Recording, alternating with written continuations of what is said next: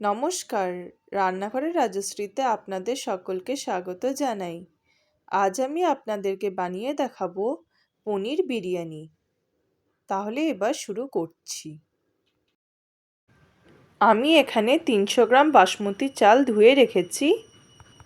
জল ফুটে উঠেছে, এবার আমি বিরিয়ানির ভাতটা বানিয়ে নেব। পরিমাণ মতো নুন দিয়ে দিলাম।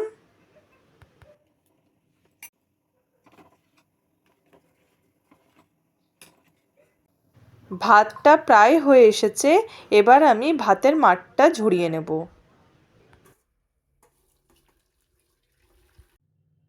ঝরিয়ে নিলাম, এবার আমি পনিরটা ভেজে নেব। একটা ফ্রাইং প্যানে অল্প সাদা তেল দিয়ে পনিরগুলোকে ভেজে নেব। পনিরের টুকরোগুলোকে একটু বড় করে কেটেছি। পনিরের টুকরোগুলোকে বেশি ভাজা যাবে না, অল্প ভেজে নেওয়ার পর নামিয়ে নিতে হবে।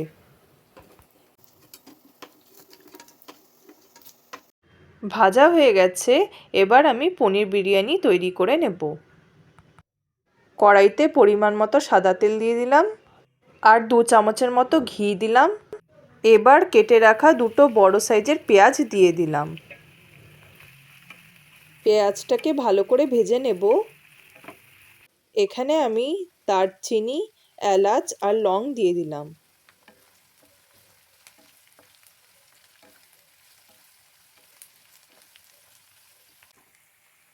পেঁয়াজটা ভালোভাবে ভাজা হয়ে গেছে, এবার 2 চামচের মতো রসুন বাটা দিয়ে দিলাম।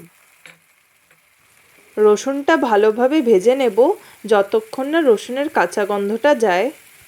এবার হাফ চামচ হলুদ গুঁড়ো, 1 চামচ করে জিরে গুঁড়ো, ধনে গুঁড়ো আর হাফ চামচ লাল লঙ্কার গুঁড়ো আর হাফ চামচ কাশ্মীরি লাল লঙ্কার গুঁড়ো কালারটা ভালো আসার জন্য দিয়ে দিলাম। স্বাদ অনুযায়ী নুন দিয়ে দিলাম। ভালো করে নেড়েচেড়ে নিচ্ছি। আমি এখানে 2 চামচ ফ্রেশ টক দই দিলাম। ভালো করে মিশিয়ে নিচ্ছি। এরপর দিয়ে দেব 2 চামচের মতো টমেটো কেচাপ।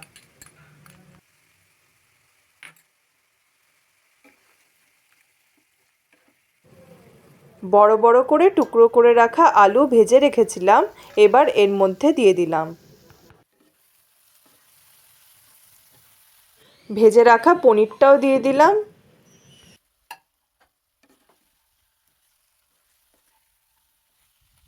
এবার 1 গ্লাসের মতো জল দিয়ে দিলাম।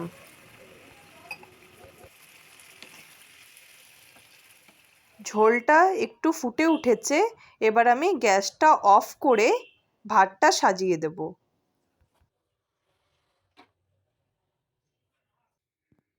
ভাত দিয়ে একটা লেয়ার তৈরি করে নিলাম।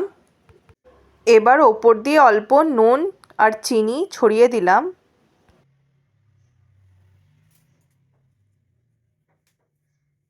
পরিমাণ মতো বিরিয়ানির মশলা ছড়িয়ে দিলাম।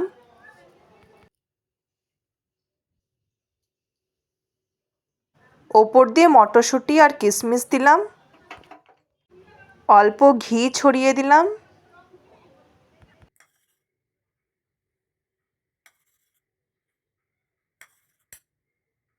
এবার হাফ কাপ দুধের সাথে অল্প কেশর মিশিয়ে দিয়ে দিলাম।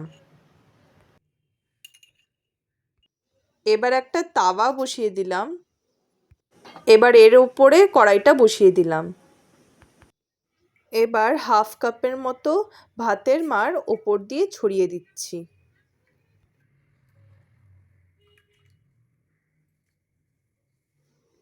একটা ঢাকনা দিয়ে দিলাম।